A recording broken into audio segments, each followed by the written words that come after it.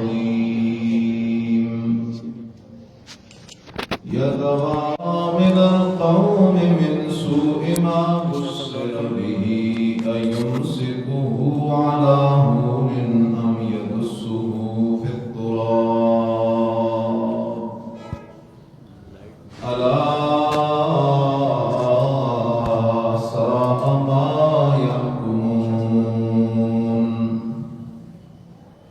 إن الله وملائكته يصلون على النبي يا أيها الذين آمنوا صلوا عليه وسلموا تسليما اللهم صل على محمد وعلى آل محمد كما صليت على إبراهيم وعلى آل إبراهيم إنك حميد مجيد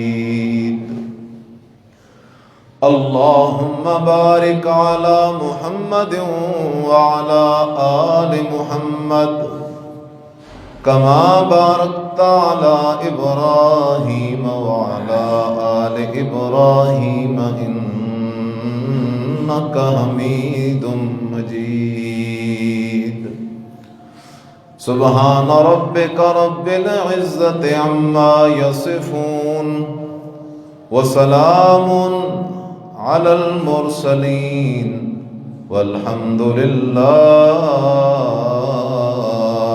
رب العالمين.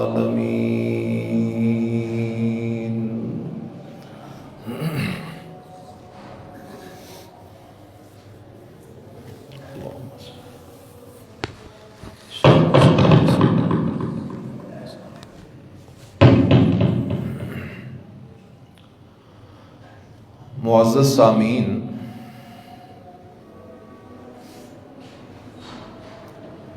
سورہ نحل پارہ 14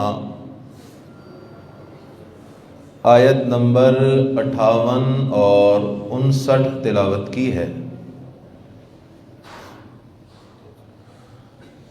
الہ العالمین کے دربار ذی جلال میں دعا التماس جاری ہے کہ اللہ ماذ اپنے فضل سے آخری دم تک حق بات کہنے اور ہم سب کو سمجھ کر آخرت کی تیاری کی توفیق نصیب فرمائے۔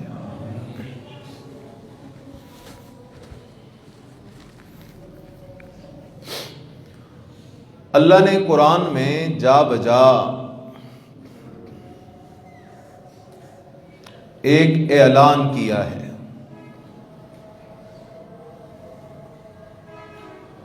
اور وہ اعلان یہ ہے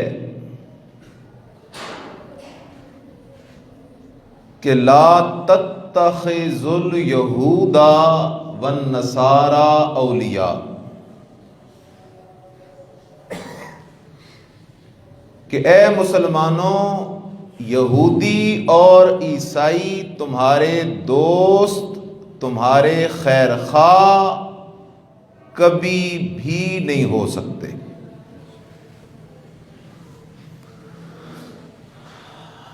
اب یہودیوں اور عیسائیوں کو ہم زیادہ جانتے ہیں یا اللہ زیادہ جانتا ہے؟ اور اللہ نے بیان کر دیا قانون کہ ہو یہودی اور تمہارا خیر خواہ ہو، تمہاری ترقی کے لیے سوچے۔ اللہ نے پہلے سے اعلان کر دیا کہ ان کو دوست بنانے کی قطعاً اجازت نہیں، حتیٰ کہ امام الانبیاء سید الانبیاء سرور کائنات محمد الرسول اللہ صلی اللہ علیہ وسلم کو اللہ نے مخاطب کر کے فرمایا فرمایا میرا نبی لن ترضا عنکل یہودو، کبھی بھی آپ سے یہودی اور عیسائی خوش اور راضی نہیں ہو سکتے، حتی تتبع ملتہم، یہاں تک کہ آپ بھی ان کے مذہب پر نہ چلے جائیں۔ نبی علیہ السلام کو ان کے مذہب پہ جانا محال ہے۔ اللہ نے سمجھایا میرا نبی یہ یہودی اور عیسائی اپنے مذہب میں اتنے زیادہ متشدد ہیں کہ جب تک کوئی یہودیت یا عیسائیت اختیار نہیں کر جاتا، نام کا ہی مسلمان کیوں نہ ہو، یہ اس کے خیر خواہ اور اس کے ترقی اور اس کی بھلائی کے سوچنے والے نہیں ہو سکتے۔ اب یہ قرآن نے قانون بتا دیا۔ اللہ کا قانون یہ ہے کہ یہودی عیسائی ہمارا دوست نہیں ہو سکتا۔ اللہ دوست ہیں کون؟ فرمایا محمد الرسول اللہ والذین آمنوا، محمد الرسول اللہ والذین معہ اشداء علی الکفار رحماء بینہم۔ مومن کا دوست ہو سکتا ہے، کافر کبھی مومن کا دوست نہیں ہو سکتا، اور مومن کبھی کافر کا دوست بھی نہیں ہو سکتا۔ فرمایا ایمان والے آپس میں دوستی رکھو۔ اگر تم چاہتے ہو کہ ہم دنیا کے اندر عزت سے سرفراز ہوں تو اہل ایمان کو آپس کے اندر تعلقات اور دوستیاں استوار کرنی پڑیں گی، کافر تمہارے خیر خواہ کبھی بھی نہیں ہو سکتے۔ اب یہود اور نصارہ وہ آئے روز رنگ بدل بدل کے اسلام پر حملہ آور ہوتے ہیں۔ پوری دنیا کی ملت کفر اکٹھی ہوئی اور افغانستان کے اندر آ کر اللہ کے ولیوں پہ حملہ آور ہوئی۔ کیوں؟ اس لیے کہ انہیں نظر آ گیا تھا کہ یہاں مدینے کی اصلی ریاست قائم ہو رہی ہے، اور اگر دنیا کے کسی کونے میں حقیقتاً اسلام نافذ ہو گیا، حقیقی اسلامی ریاست قائم ہو گئی، سچے قرآن والے اور نبی کی سنت والے مسلمان پیدا ہو گئے، تو پھر یہ مومن وہ ایٹم بم ہے کہ دنیا کی کوئی طاقت اس کا مقابلہ نہیں کر سکتی۔ کفر کو مومن سے ڈر ہے، ایمان سے ڈر ہے، ایمان والوں سے ڈر ہے۔ تو آئے روز اسلام پر حملہ آور ہوتے ہیں، اپنے ایجنٹ پیدا کرتے ہیں مسلمانوں کے اندر،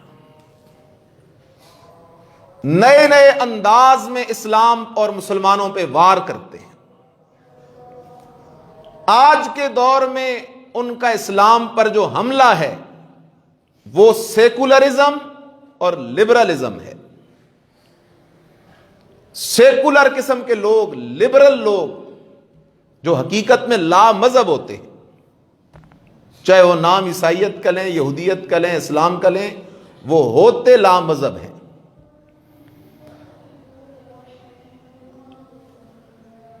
ہم جس ملک کے باشندے ہیں، یہ ملک اس دنیا کا وہ واحد ملک ہے جو کلمے کے نام پہ حاصل کیا گیا تھا۔ اس کی بنیاد پہ جو نعرہ تھا وہ تھا پاکستان کا مطلب کیا؟ لا الہ۔ آج یہ جو لبرل ہے نا، سیکولر، یہ کہتے ہیں مذہبی ریاست نہیں ہونی چاہیے، ریاست اور مذہب جدا جدا ہونا چاہیے۔ یہ جو پاکستان کے ساتھ لفظ لگے نا، اسلامی جمہوریہ، ان کو اس اسلامی سے بھی تکلیف ہے۔ کہتے ہیں مذہب اور ریاست جدا جدا ہونی چاہیے، مذہبی لوگوں کا ریاست میں کوئی کردار نہیں ہونا چاہیے۔ علماء کو دیکھ کے، مدارس کو دیکھ کے، مساجد کو دیکھ کے ان کے پیٹ میں مروڑ پڑتے ہیں۔ ہم ان کو کہتے ہیں اگر تمہیں مذہب سے تکلیف ہے تو کسی ایسے ملک میں چلے جاؤ جہاں مذہب نہیں ہے۔ چلے جاؤ لندن، چلے جاؤ امریکہ، چلے جاؤ فرانس، پاکستان وہ ریاست ہے جو کلمے کے نام پہ حاصل کی گئی، اور اس پر حق بھی صرف اور صرف کلمے والوں کا ہے۔ کلمے والوں کے علاوہ لوگ یہاں اقلیت کے طور پہ رہ سکتے ہیں، وہ پاکستان کے مالک اور حقیقی باشندہ ہونے کی حیثیت سے یہاں نہیں رہ سکتے، اقلیت کے طور پر وہ رہ سکتے ہیں۔ یہ کلمے والوں کی وراثت ہے۔ اس لیے تحریک آزادی کے مجاہدین نے قربانیاں دی تھیں کہ ہمیں ایک ایسا ملک چاہیے جس ملک میں قانون ہو لا الہ الا اللہ محمد رسول اللہ۔ آج انہوں نے پھر حملہ کیا، اور کئی سالوں سے یہ ایک سلسلہ چل رہا ہے۔ 8 مارچ کا دن آتا ہے تو کچھ لبرل باجیاں اسلام آباد آ جاتی ہیں، اور کرتی کیا ہیں؟ شلواریں درختوں پہ لٹکا دیتی ہیں۔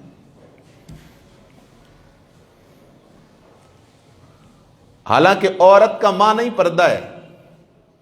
اب یہ شلواریں درختوں پہ لٹکانا، قمیضیں درختوں پہ لٹکانا اسلام آباد جا کر، یہ عورت کے حقوق کی جنگ ہے۔ یہ تو عورت کو ذلیل اور رسوا کرنے والی بات ہے، بازار کی بکنے والی چیز بنانے والی بات ہے۔ اور پھر اس دفعہ اس میں جو نعرے لگے، سیدہ عائشہ صدیقہ رضی اللہ عنہا کی توہین، امام الانبیاء علیہ السلام کی توہین، اللہ کو کھلا چیلنج، رسول صلی اللہ علیہ وسلم کو کھلا چیلنج، اور مسلمانوں اور اسلام کا مذاق اڑایا گیا، اللہ کے قرآن کے حکموں کا مذاق اڑایا گیا، ازواج مطہرات کا مذاق اڑایا گیا، اور میرے اور آپ کے گھروں میں عزت، عفت، شان اور عظمت کی مجسمہ ماؤں بہنوں کی عزتوں پہ ان ظالموں نے حملے کیے۔ اور ان کا بیانیہ کیا ہے؟ ہم آزادی لیں گی، اسلام عورت کو حقوق نہیں دیتا، اسلام نے مرد کو 4 شادیوں کی اجازت دی، عورت کو نہیں دی، لہذا عورت کے ساتھ زیادتی ہے۔ اسلام نے مرد کو وراثت میں 2 حصے دیے، عورت کو 1 حصہ دیا، لہذا زیادتی ہے۔ اسلام نے عورت کو پردے کا حکم کیا، گھر میں بیٹھنے کا حکم کیا، لہذا عورت کے ساتھ زیادتی ہے۔ اسلام اور قرآن کے حکموں کے بالکل مقابل کے اندر یہ باجیاں آ کر کھڑی ہو گئی ہیں، اور ہمارے کچھ، ان کو کیا بندہ کہے، ایسے کو تو مرد کہنا بھی مردانگی کی توہین ہے۔ کچھ نام نہاد بھیڑیے صفت کے مرد بھی اس مارچ کے اندر شریک تھے، کیونکہ جب ہرن جنگل کے اندر احتجاج کرتی ہے نا ہرن، اور کہتی ہے مجھے آزادی چاہیے، تو ہرن کا ساتھ بھیڑیا دیتا ہے۔ اس لیے وہ کہتا ہے ہرن کو ساتھ اس لیے دیتا ہے کہ یہ ہرن باہر قدم رکھے صحیح، اس پر پہلا حملہ میں ہی کروں گا۔ لیکن آؤ آج ہم دیکھتے ہیں ذرا کہ اسلام نے عورت کو کیا دیا۔ اسلام سے پہلے عورت کا کیا حال تھا، اسلام نے عورت کو کیا دیا۔ آج چند جملے اس میں عرض کرنا چاہتا ہوں۔ اسلام سے پہلے عورت کو عزت تو چھوڑو، احترام تو چھوڑو، عورت کو صرف زندہ رہنے کا حق بھی حاصل نہیں تھا، زندہ رہنے کا حق بھی حاصل نہیں تھا۔ اور جیسی بچی پیدا ہوتی، باپ کے تیور بگڑ جاتے، باپ کا چہرہ غصے سے کالا ہو جاتا۔ جب ماں دیکھتی کہ میرے خاوند کے تیور بدل گئے ہیں، تو وہ ماں، جس ماں نے اس بچی کو جنم دیا ہوتا تھا، وہ ماں خود جا کر اپنے ہاتھوں سے اپنے پھول کو دفن کر کے آ جاتی تھی۔ قرآن نے اس کا نقشہ کھینچا ہے، وَإِذَا بُشِّرَ أَحَدُهُمْ بِالْأُنثَىٰ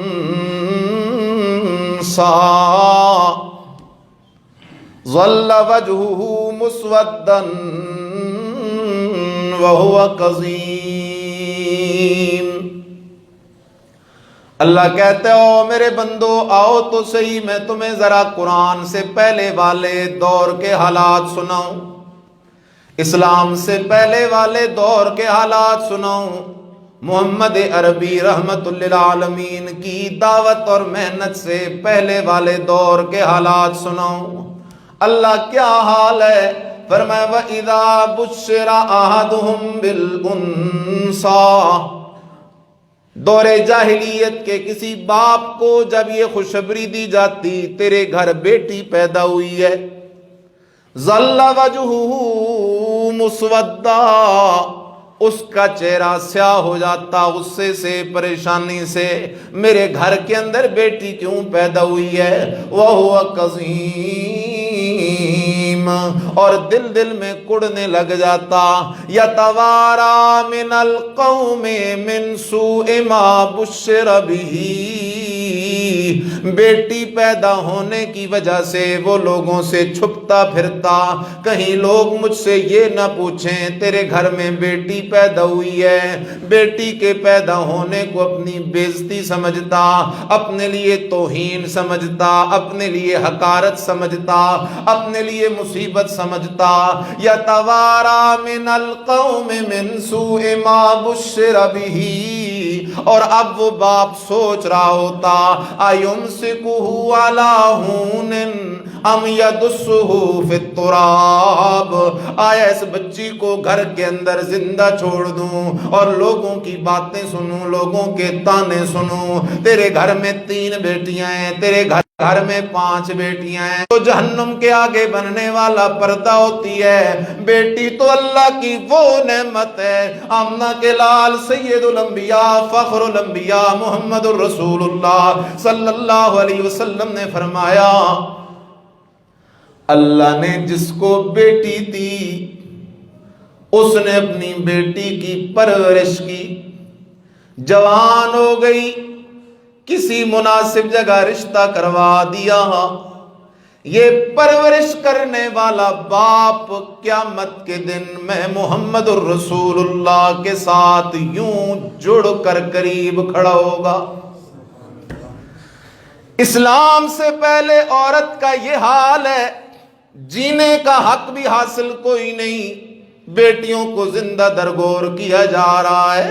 نبی علیہ الصلوۃ والسلام بھی ایک مجلس میں بیٹھے ہوئے ہیں، ایک صحابی کارگزاری سنا تو جاہلیت کی، یا رسول اللہ صلی اللہ علیہ وسلم میرے گھر کے اندر بیٹی پیدا ہو گئی، میں کہیں سفر پہ تھا، میری بیوی نے اس طرح کیا کہ وہ اپنی بیٹی کو اپنے کسی عزیز کے گھر کے اندر چھوڑ آئی، میں جب لوٹا تو مجھ سے معاملہ چھپا لیا، یا رسول اللہ صلی اللہ علیہ وسلم کئی سال میری وہ بیٹی میرے رشتہ داروں کے گھر کے اندر پلتی رہی حتیٰ کہ بڑی ہو گئی، چلنے پھرنے کی عمر کو پہنچ گئی، لڑکپن کی عمر کو پہنچ گئی، میری بیوی کو خیال گزرا کہ اب تو بیٹی بڑی ہو گئی ہے، کیوں نہ اب میں اپنی بیٹی کو گھر لے آؤں، اب تو باپ کچھ نہ کہے گا، اب تو یہ بڑی ہو گئی ہے، یا رسول اللہ صلی اللہ علیہ وسلم میری بیوی میری اس بیٹی کو میرے گھر کے اندر لے آئی، میں جو گیا گھر کے اندر میں نے دیکھا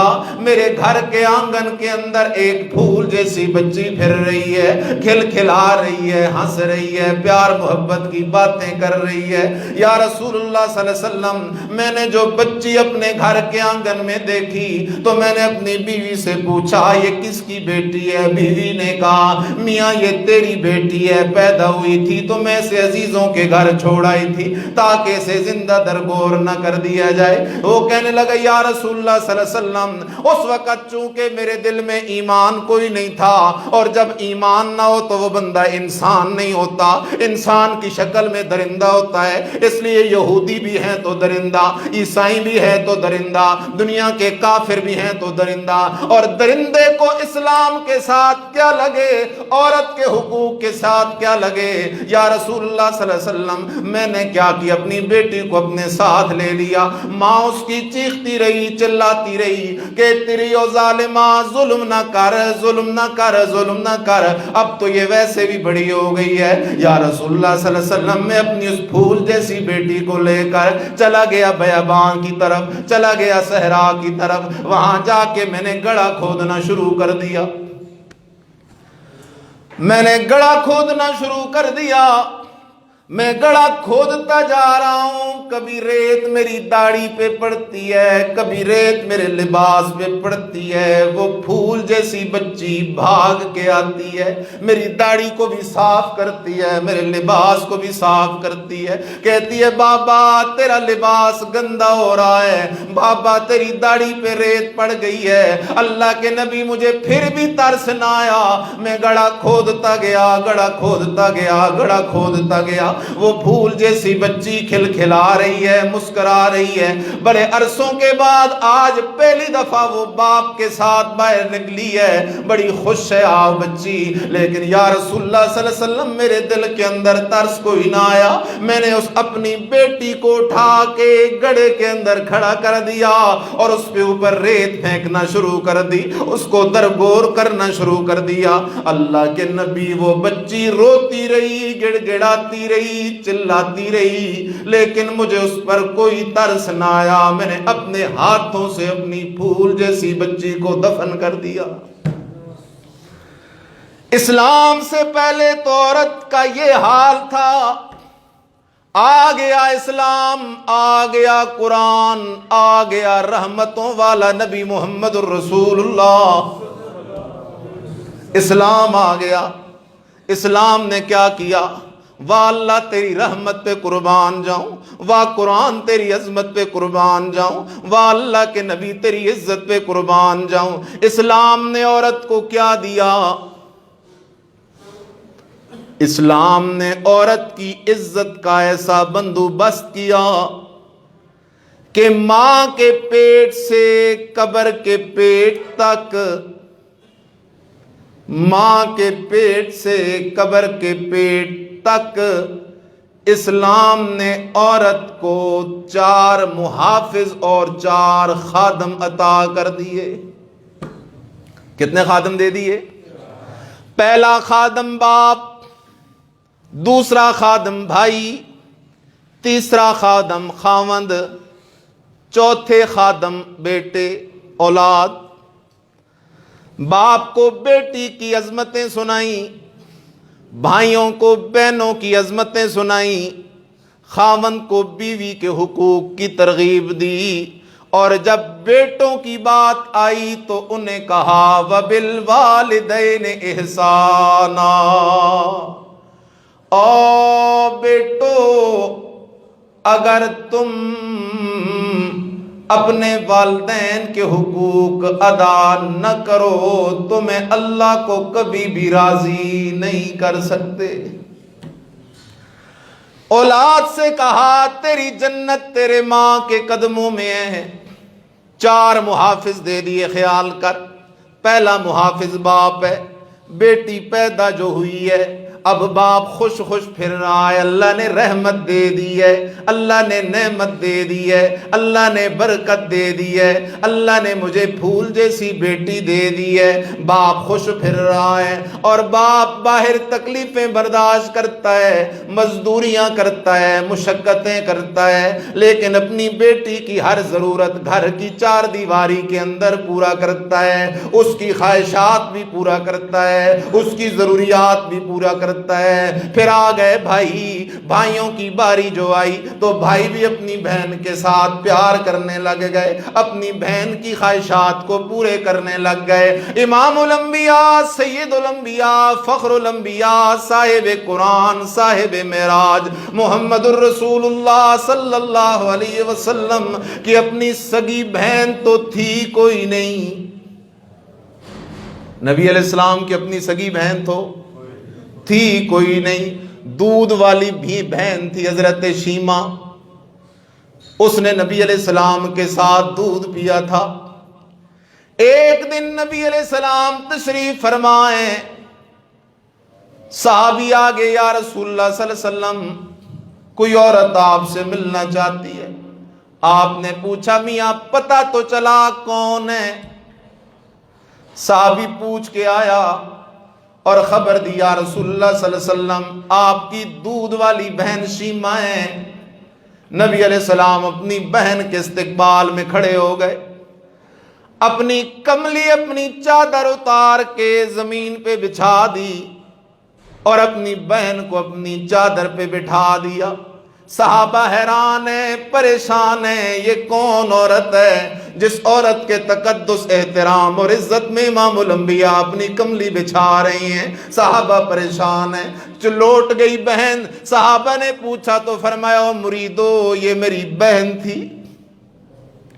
تیسرا خادم اللہ نے خامن کو لگا دیا، خامن کو حکم کیا وعاشروہن بالمعروف، اور خامندو اپنی بیویوں کے ساتھ اچھا رویہ رکھنا، اپنی بیویوں کے ساتھ اچھا سلوک رکھنا، ان کی ضرورتیں گھر کی چار دیواری کے اندر پورا کرنا۔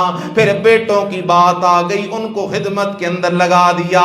اسلام کہتا ہے کہ عورت گھر کی شہزادی ہے، عورت گھر کی ملکہ ہے، یہ خود کچھ نہیں کمائے گی، اس کی ساری ضرورتیں باپ پورا کرے گا، بھائی پورا کریں گے، خامن پورا کرے گا، بیٹے پورا کریں گے۔ یہ گھر کی شہزادی ہے، اپنے گھر کے اندر ٹک کر بیٹھ جائے گی۔ اس لیے تو اللہ نے حکم کیا نبی علیہ السلام کی بیویوں کو، میری اور تمہاری ماؤں کو، ازواج مطہرات کو، فرمایا وَقَرْنَ فِي بُيُوتِكُنَّ، اے نبی کی بیویوں گھروں کے اندر ٹک کے بیٹھ جاؤ، گھروں کے اندر ٹک کے کیا ہو جاؤ۔ اچھا، یہ جو جملہ میں بول رہا ہوں وَقَرْنَ فِي بُيُوتِكُنَّ، یہ جملہ کس کتاب کا ہے؟ اللہ کے۔ اب یہ جو باجیاں ہیں، لبرل باجیاں، یہ بڑا عجیب عنوان ہے۔ یہ لبرل باجیاں سمجھتی ہیں کہ ہم مولویوں کے مقابلے میں کھڑی ہوئی ہیں، حالانکہ یہ لبرل باجیاں بمقابلہ قرآن ہیں۔ ان کی لڑائی مولویوں سے نہیں، ان کی لڑائی اللہ کے قرآن سے ہے۔ اللہ کا قرآن تو کیا کہتا ہے؟ کرن فی بیوت، نبی کی بیویوں اپنے گھروں میں ٹک کر کیا ہو جاؤ، بیٹھ جاؤ۔ اور یہ کہتی ہیں یہ عورت کے ساتھ زیادتی ہے۔ حقوق نسواں کا مطلب تو یہ ہے کہ عورت بس کی کنڈکٹر بن جائے، دکانوں پہ چیزیں بیچتی پھرے، بازار میں بکنے والی چیز بن جائے۔ اور قرآن کہتا ہے کرن فی بیوتکن ولا تبرجن تبرج الجاہلیت الاولی، او نبی کی بیویوں، او ازواج مطہرات، او قیامت تک آنے والی مسلمان عورتوں، مغرب کے پراپیگنڈے کا شکار مت ہو جانا۔ میں اللہ کے قرآن کے حکموں کو سن لو۔ میں اللہ کا حکم ہے کرن فی بیوتکن، اپنے گھروں کے اندر ٹک کر بیٹھ جاؤ، ولا تبرجنا تبرج الجاہلیت الاولی، اور دور جاہلیت کے بناؤ سنگھار کرنے کی اجازت نہیں ہے۔ اسلام نے عورت کو 4 محافظ دیے۔ چلتے چلتے بات کو سمجھو، میں نے جملہ بولا یہ لبرل باجیاں بمقابلہ کس کے ہیں؟ قرآن کہتا ہے کہ مسلمان عورت کو حکم ہے گھر میں ٹک کر، اور یہ کہتی ہیں نہیں، ہمیں برابری چاہیے۔ ہر فیکٹری میں آدھے مرد اور آدھی عورتیں، ہر دکاندار پر 4 اگر کام والے ہیں تو 2 مرد اور 2 عورتیں۔ اللہ اکبر، قربان جاؤں میں مسلمان عورت کی عزت پر۔ اس کو صرف اتنی ذمہ داری دے دی گئی، اپنے گھر میں رہ 4 دیواری کے اندر، اور اپنے خامن کی خدمت کر، اپنے بال بچوں کی خدمت کر۔ مغرب کی عورت کا کیا حال ہے؟ صبح نکلتی ہے ٹفن لے کر، سارا دن فیکٹری اور مارکیٹ اور بازار میں ذلیل ہوتی ہے، اور شام کو گھر لوٹ کے آتی ہے۔ یہ مغرب کی عورت کا حال ہے۔ وہ گھر کا نظام بھی خود سنبھالے اور اپنے لیے کمائی بھی خود کرے، کیونکہ مغرب کا باپ بیٹی کو خرچہ دینے کے لیے تیار نہیں،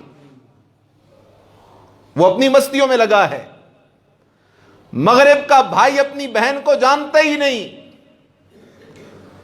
مغرب کا خاوند اپنی بیوی کے حقوق نہیں ادا کرتا، مغرب کی اولاد اپنی ماں کو جانتی ہی نہیں۔ یہ تو اسلام کی رحمتیں ہیں، اسلام نے عورت کو شہزادی بنا کے گھر میں بٹھا دیا، تیری خدمتیں اب یہ کرتے رہیں گے، اس لیے خیال کرو۔ تو میں عرض کر رہا ہوں یہ وہ مقابلہ قرآن ہے۔ قرآن نے کہا کرنا فی بیوتکن، اب یہ قرآن کا حکم ہے۔ اور ایک بات ذہن میں رکھو، یہ ہمارے لبرل اور سیکولر قسم کے جو بدماش ہیں، یہ کبھی کبھی قرآن پہ ایسے تبصرے کرتے ہیں کہ محسوس یہ ہوتا ہے کہ ان کے نزدیک قرآن کی اخبار سے زیادہ حیثیت نہیں ہے، ایسے تبصرے چڑھاتے ہیں قرآن پر۔ اس لیے میں کہتا ہوں یہ باجیہ مقابلہ قرآن۔ اب دوسری بات سنو، اسلام سے پہلے عورت کا وراثت میں کوئی حصہ نہیں تھا، بلکہ عورت خود ایک وراثت تھی، وہ تقسیم ہو جاتی تھی۔ عورت کو وراثت میں حصہ کس کتاب نے دیا ہے؟ اور بولو کس کتاب نے؟ سورت کا نام سورہ نساء، سورت کا نام سورہ آیت نمبر ہے 11۔ قرآن عورت کو حق دے رہا ہے۔ کیا عجیب انداز اللہ کے قرآن کا، ذرا خیال تو کرو۔ یوصیکم اللہ فی اولادکم للذکر مثل حظ الانثیین،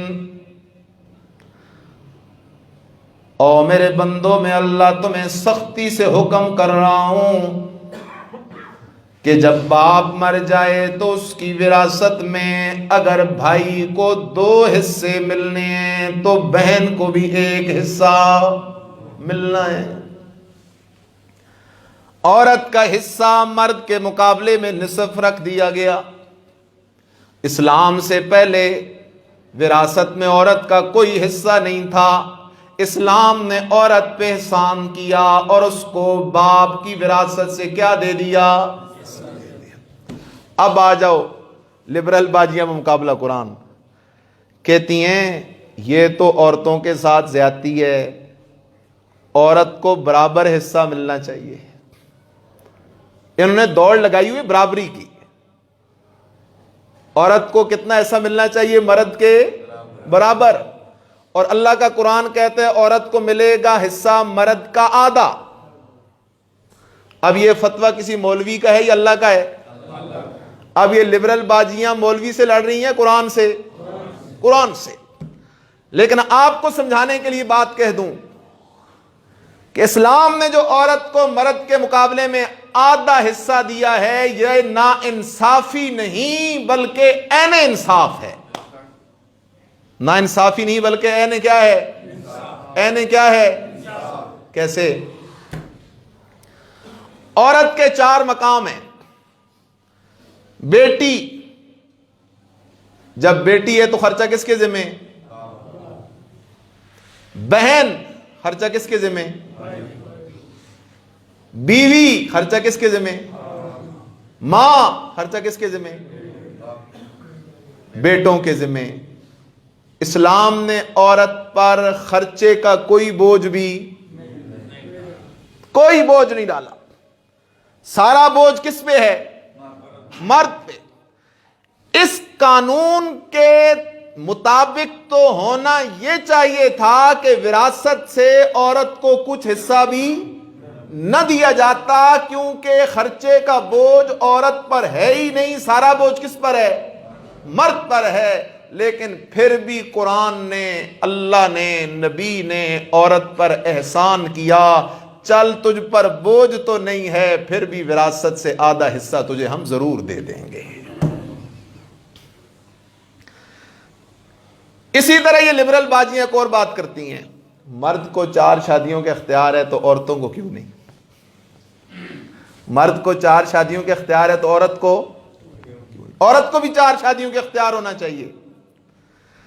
اب آپ بتائیں، یہ جو مرد کو 4 شادیوں کے اختیار دیا ہے، فَانْكِحُوا مَا طَابَ لَكُم مِّنَ النِّسَاءِ مَثْنَىٰ وَثُلَاثَ وَرُبَاعَ، یہ مرد کو 4 شادیوں کے اختیار کسی مولوی مفتی نے دیا ہے یا خود اللہ نے قرآن میں دیا ہے؟ تو اب یہ لبرل باجیاں بمقابلہ کس کے آئی ہیں؟ قرآن کے۔ قرآن کے مقابلے میں کھڑی ہیں۔ حضرت مولانا مفتی محمود صاحب رحم اللہ کا ایک واقعہ سنا۔ ان کے دور کے اندر ایک عورت کھڑی ہوئی اسمبلی میں اور اس نے کہا مرد کو 4 کے اختیار ہے تو عورت کو کیوں نہیں؟ مفتی محمود صاحب کھڑے ہوئے اور فرمایا مومنہ عورت کو یہ حکم ہے کہ وہ ایک ہی خاوند رکھ سکتی ہے، آپ جیسی کو تو 20 رکھنے کی بھی اجازت ہے۔ آپ جیسی کو تو 20 رکھنے کی بھی اجازت ہے۔ مومنہ عورت کو قانون اللہ نے بتا دیا، کیونکہ مومنہ عورت ہوتی وہ ہے، مومن مرد ہوتا ہی وہ ہے جو اپنی مرضی پہ نہیں چلتا، اللہ اور اللہ کے رسول کی مرضی پہ چلتا ہے۔ اللہ اکبر، کیا کہوں میں؟ اس مارچ میں یہ جملہ کہا گیا، اللہ بھی سن لے ہم لے کے رہیں گی آزادی، رسول بھی سن لے ہم لے کے رہیں گی آزادی۔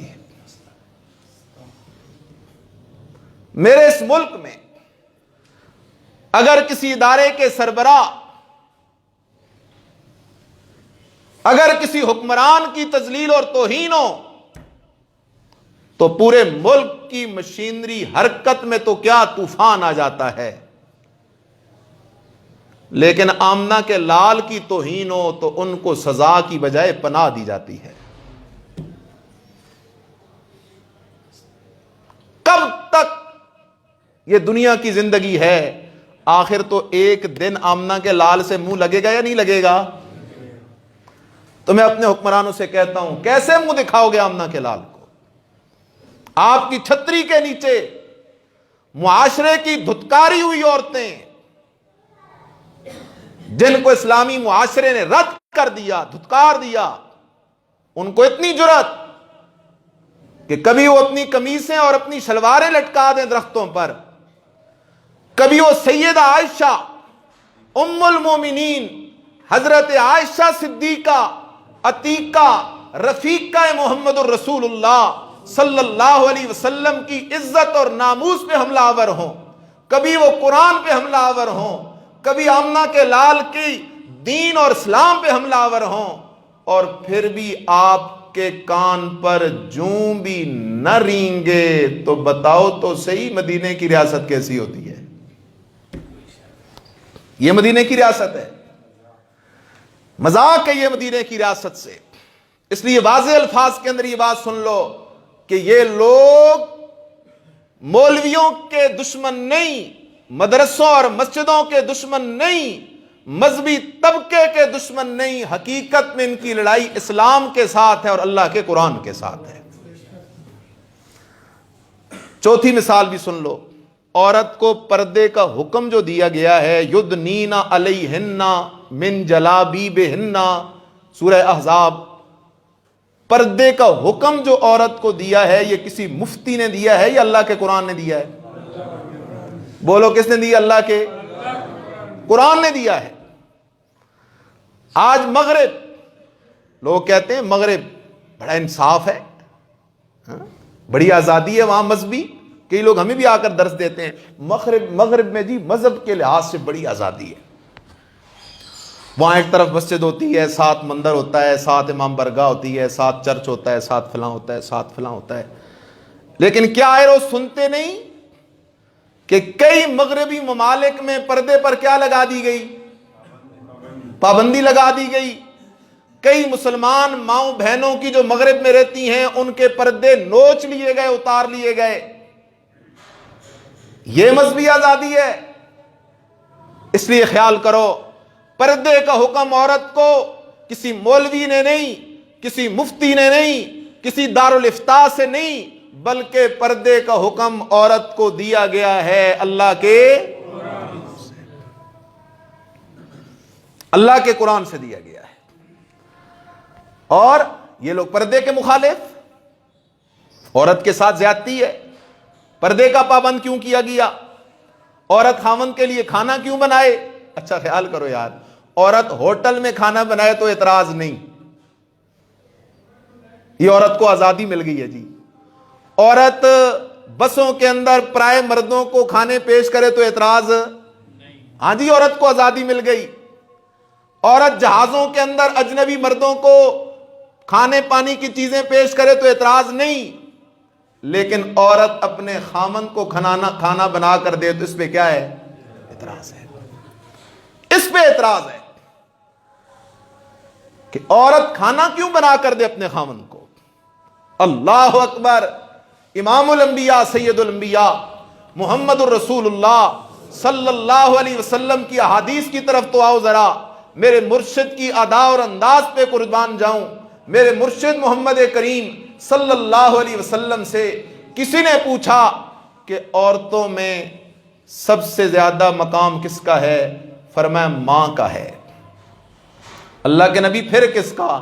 فرمایا اس بیوی کا ہے جو اپنے خامن کی فرما بردار ہوتی ہے. اس بیوی کا ہے جو اپنے خامن کی فرما بردار ہوتی ہے. اس لیے خیال کرو. تو یہ مغرب اسلام کی ان شعائر پہ حملہ آور ہے، اور یہ چند معاشرے کی دھتکاری ہوئی عورتیں آئے روز اسلام کا مذاق اڑاتی ہیں. تو میں عرض کر رہا تھا اسلام سے پہلے عورت کو حقوق حاصل نہیں تھے. اس پورے عالم میں عورت کو عزت ملی تو اسلام سے، عورت کو عظمت ملی تو اسلام سے، عورت کو تحفظ ملا تو اسلام سے، عورت کو شان ملی تو اسلام سے، عورت کو مقام ملا تو اسلام سے، عورت کو ماں ہونے کا منصب ملا تو اسلام سے، بہن ہونے کی عزت ملی تو اسلام سے، بیوی ہونے کی شرافت ملی تو اسلام سے، اور بیٹی ہونے کو رحمت قرار دیا تو اسلام نے قرار دیا ہے. اسلام نے قرار دیا. اسلام سے پہلے کیا تھا؟ ذرا خیال تو کرو، سمجھو اس بات کو. اسلام سے پہلے کسی عورت کا خامند مر جاتا نا تو پورا سال اس کو چھوٹے سے کمرے میں قید کر دیتے تھے، اور نہانے پہ بھی پابندی ہوتی تھی. پورا سال چھوٹے سے کمرے میں قید رہتی اور نہانے پہ بھی کیا ہوتی. جب سال پورا ہو جاتا تو کوئی پرندہ لے آتے، کوئی جانور لے آتے اور اس کو لا کر اس عورت کے بدن کے ساتھ یوں رگڑتے. تو چونکہ پورا سال غسل نہیں کیا تو بدن تو کیا ہو گیا؟ جراثیم والا، زہر آلود ہو گیا. تو اس رگڑنے سے وہ پرندہ کیا ہو جاتا تھا؟ مر جاتا تھا. جب وہ پرندہ مر جاتا تھا تو کہتے تھے اب اس کی عدت پوری ہو گئی ہے. اسلام سے پہلے یہ حال تھا. اور اسلام نے کیا کیا؟ اسلام نے عورت کو شریعت کے مطابق عدت کا حکم دیا کہ اگر تیرا خامن فوت ہو گیا ہے اور اگر تو حاملہ ہے تو تیری عدت وضع حمل ہے. جیسے ہی بچہ پیدا ہو جائے گا تیری عدت ختم ہو جائے گی. اور اگر تو حاملہ نہیں ہے تو پھر تیری عدت 4 مہینے 10 دن ہے. لیکن وہ 4 مہینے 10 دن تو اپنے خامن کے گھر میں رہے گی اور تیری ساری ضرورتیں خامن کے ترکے سے پوری کی جائیں گی. عزت کے ساتھ رہے گی، احترام کے ساتھ رہے گی.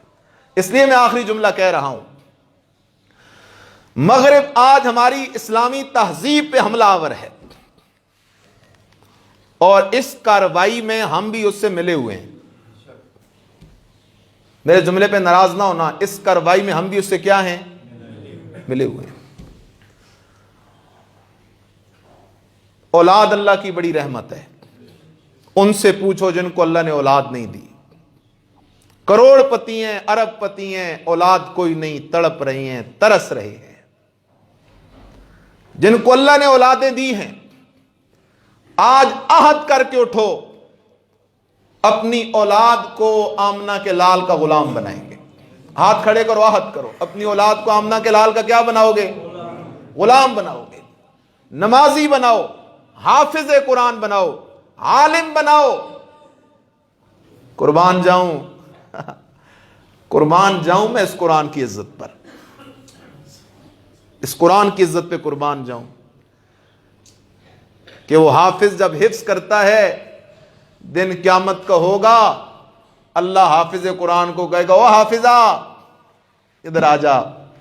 حافظ جو اللہ کے پاس پہنچے گا، اللہ کہے گا تو نے دنیا میں قرآن حفظ بھی کیا اور پھر قرآن کا حق بھی ادا کیا ہے، آج قرآن پڑھتا جا اور جنت کی سیڑھیاں چڑھتا جا۔ جدھر تیرے قرآن کا خاتمہ ہوگا، جدھر تو قرآن کی آیتوں کا اختتام کرے گا، ادھر ہی تیرے لیے میں اللہ بنگلہ حاضر کر دوں گا۔ چلتا جا۔ یہ عزت کس سے ملی ہے؟ سچا عالم، حق بیان کرنے والا عالم، جو اللہ کی توحید کا مسئلہ بیان کرے، نبی کی سنت کا مسئلہ بیان کرے اور قرآن کا مسئلہ بیان کرے، ایسا عالم دن قیامت کا ہوگا مع النبیین والصدیقین والشہداء، جدھر نبیوں اور شہیدوں کے صوفے لگے ہوں گے، ساتھ ایسے علماء کے بھی صوفے لگے ہوئے ہوں گے۔ یہ عزت کس سے ملی؟ قرآن سے ملی ہے۔ اس لیے اپنی اولاد کو قرآن سے جوڑ، دیندار بنا، اپنی اولاد سے داڑھی رکھوا۔ یہ داڑھی کس کی سنت ہے؟ سارے انبیاء کی۔ کس کی سنت ہے؟ یہ مغرب کی محنت ہے۔ خیال کر میرا بھائی، مغرب نے پراپیگنڈا کیا داڑھی والے کے خلاف، مغرب نے پراپیگنڈا کیا مولوی کے خلاف، مغرب نے پراپیگنڈا کیا مدارس کے خلاف، مساجد کے خلاف۔ خیال کرنا، یہ مدارس اور مساجد اسلام کے قلعے ہیں، اور یہ علماء، یہ حفاظ اور آپ جیسے مسلمان دوست لوگ، آپ سب اور ہم اسلام کے قلعوں کے محافظ ہیں، اور ہمیں اس پر فخر ہے الحمدللہ۔ مرنا ہے اور اللہ کو جان دینی ہے یا کوئی نہیں دینی؟ تو قیامت کے دن مغرب کے رستے پہ چل کے جنت جاؤ گے یا آمنہ کے لال محمد رسول اللہ کے رستے پہ چل کے جنت جاؤ گے؟ لہٰذا مغرب کے ان تہذیبوں سے ہم بائیکاٹ کریں گے۔ تو میں عرض کر رہا تھا، ہم ان کا خود ساتھ دے رہے ہیں۔ آج ہمارے گھروں کے اندر ہم نے خود ٹی ویاں رکھی ہوئی ہیں، ڈش رکھی ہوئی ہیں، کیبل رکھی ہوئی ہیں، اور ہماری نئی نسلیں وہ مولوی سے نہیں پڑھتی، وہ قاری سے نہیں پڑھتی، وہ سکول سے نہیں پڑھتی، جو کچھ پڑھتی ہیں اس ٹی وی سے پڑھتی ہیں۔ میں بھی اس معاشرے میں ہوں، آپ اس معاشرے میں کئی بچیوں کو دیکھتے ہو، چھوٹی چھوٹی بچیاں ہوتی ہیں اور ان بچیوں کو مائیں ایسا لباس پہنا دیتی ہیں جو لباس اسلام کے بھی خلاف ہے اور حیا کے بھی کیا ہے؟ اس لیے جن کو اللہ نے اولاد دی، خود ان کے لباس کی نگرانی کرو، اپنے گھروں کے ماحول کی نگرانی کرو، حیا، عزت اور احترام کا ماحول پیدا کرو۔ اس لیے کہ مغرب نے جو سازش کی ہوئی ہے وہ یہ ہے کہ مسلمانوں سے حیا ختم کر دو اور ان کی ماؤں، بہنوں، بیٹیوں کو گھر کی عزت کی چار دیواریوں سے نکال کر بازاروں میں، چوکوں میں، چوراہوں کے اندر لا کر کھڑا کر دو۔ لیکن انشاءاللہ جب تک مساجد، مدارس، علماء اور سچے مسلمان موجود ہیں، ان کی یہ سازش کبھی کامیاب۔ ایک سمجھدار عورت گھر میں تھی، آخری بات، وہ گھر میں کھڑی اپنے گھر کا کام کاج کر رہی ہے، اور یہ لبرل باجیاں دو آ گئی اس گھر میں، اور یہ لبرل باجیاں اس عورت کو کہنے لگی تو نے کبھی مینار پاکستان دیکھا ہے؟ اس نے کہا میں نے کدھر دیکھا ہے؟ کراچی گئی ہے؟ نہیں گئی۔ اسلام آباد دیکھا ہے؟ چڑیا گھر دیکھا ہے تو نے؟ مری گئی ہے؟ میں تو کہیں نہیں گئی، میں تو اپنے گھر میں ہوں، نماز روزہ کرتی ہوں، بچوں اور خامن کی خدمت کرتی ہوں۔ وہ لبرل باجیاں کہنے لگی اچھا تجھ میں اور اس گائے میں کیا فرق ہے؟